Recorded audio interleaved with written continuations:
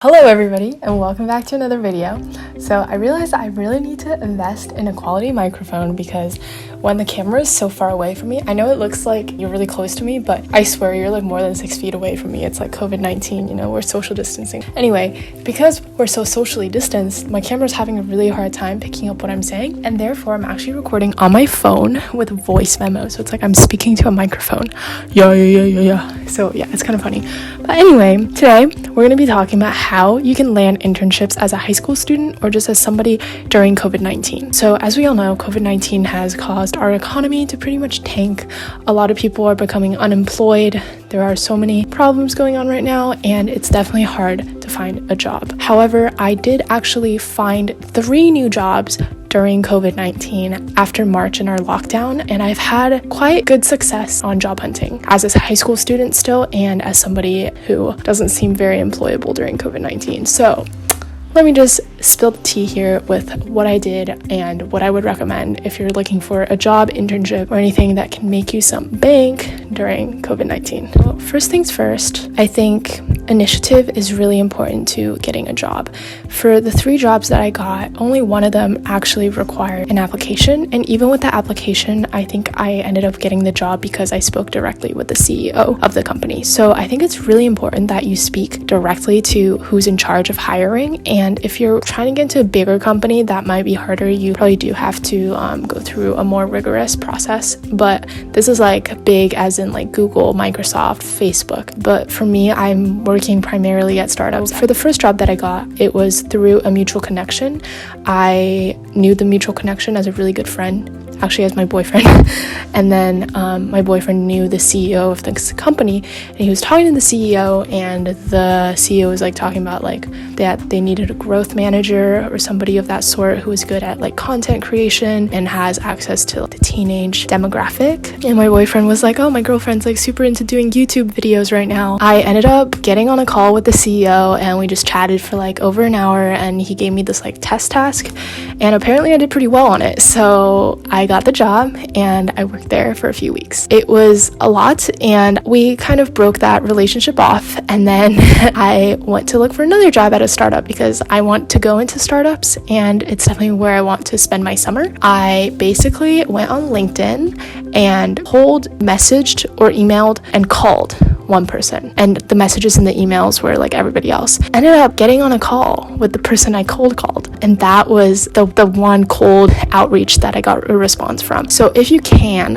I think cold calling is more effective than cold emailing or cold messaging on LinkedIn. Especially in the startup world, I think a lot of people do not answer their LinkedIn because there are so many, what do you call them, like recruiters or scouters who are literally paid to like spam you on LinkedIn. LinkedIn messaging is really not a great platform. Email is kind of a better platform, but I did like cold email some people, and the response I got back was just like, can you send me a resume? I think the cold call was more effective because I could leave my voice, more of who I am as a human being, out in my message, and I think the other person would feel more of a connection. So what happened was I ended up finding this CEO's phone number on his personal website. I literally just dialed that number, gave it a call. He didn't pick up, so I left a voicemail. I explained who I was. I said I was going to be a rising freshman at Stanford University, and I kind of connected that to him. So he also graduated from Stanford.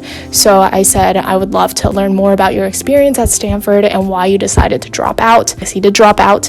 So I just kind of showed my interest in him. I also talked about my interest in his company and how I thought the idea was really cool and something that I'm excited about. And then I talked about my past experiences. I said I have experience working at a startup that was funded by Y Combinator, which is a pretty prestigious startup incubator in the Valley. So that kind of gives me some social proof, and then ended my message with, if you have the chance, I would love to talk more. Please give me a call back at my phone number. Thank you. Have a great day. So that was my message, and he called me back that night, but I actually wasn't at my phone. So he ended up texting me, and he was like, give me a call or we can text. So we arranged for a time to call the next day, talked more about like both of our interests, what his company was needing and what I could offer. And he basically offered me an internship on that call. So cold calling and cold emailing is very effective, but you do have to do it in a smart manner. You do you have to show what you have to offer, why you're interested in working for that particular company, and thinking from the company's perspective, right? You want to position yourself as someone that the company wants. And the third job I got was through an application, but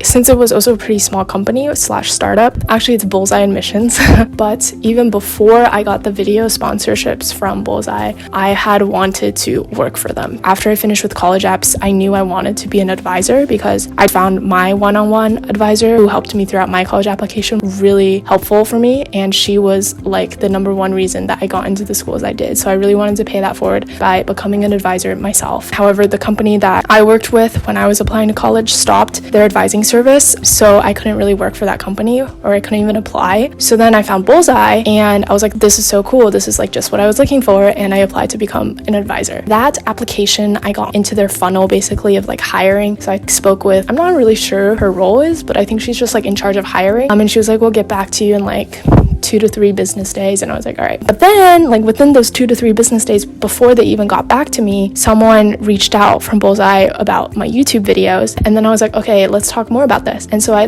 got on a call with the CEO of the company, and in that call we talked about YouTube, but I also mentioned my interest in becoming an advisor and even a potential intern for their company. So as an advisor, I would be consulting students and talking to you guys one-on-one, but as an intern, I would be working on the company's like marketing, operations, sales, everything that goes behind the business, which I was really interested in as someone interested in a startup. Bullseye is basically a startup, although the company has grown hugely in the past year. So it was actually so cool, and I love the CEO, Brian. He is so smart. Working with him, I knew I was going to learn a lot. That's the other call that helped me get my internship at Bullseye, my consulting job at Bullseye, and like this YouTube sponsorship thing. And that all came from the initiative to apply in the first place, but then also the curiosity to get on a call with the CEO of the company, and then within that call taking advantage of the opportunity and really explaining what I wanted and putting that forward. So in conclusion, all 3 jobs I got as a high school student during COVID-19 were from a one-on-one call with the company's CEO. And these were all at small to medium-sized companies or startups. And the way that I actually got the call with the CEO varied. It varied from having a mutual connection who got me connected in the door, to cold calling through LinkedIn searches, to actually submitting an application to the company, and from there internally getting in contact with the CEO. Yeah, so to conclude, I would say to anybody who's looking for a job or internship, personal connections, number 1, is really, really important. So make sure you have friends who have good networks. If you're just a high school student and your friends don't have that much network, your teachers are a great source. So make sure you build great relationships with your teachers. You never know when they would recommend you for something. Number 2, go on LinkedIn. A lot of people put "we're hiring" in their LinkedIn subtitle if they're a CEO of a company. So if you see something like that, you can reach out either by email or by LinkedIn messaging, or most preferably by phone number. I know phone number is definitely harder to find, but I think there are web crawlers out there where you can search for people's personal information. I didn't try that myself, but I'm sure you can find your phone number if you're persistent. Third, do applications if a company offer applications, but more than the application, you want to get yourself speaking to the CEO or the person in charge. So after you submit that application, make sure you can get in touch with someone at the company if possible. Those are my recommendations for getting an internship or job during COVID-19. If you have any further questions, leave them in the comments below. Like this video if you enjoyed it. Subscribe to stay tuned for more high school, college apps related, and productivity videos. See you next time. Bye.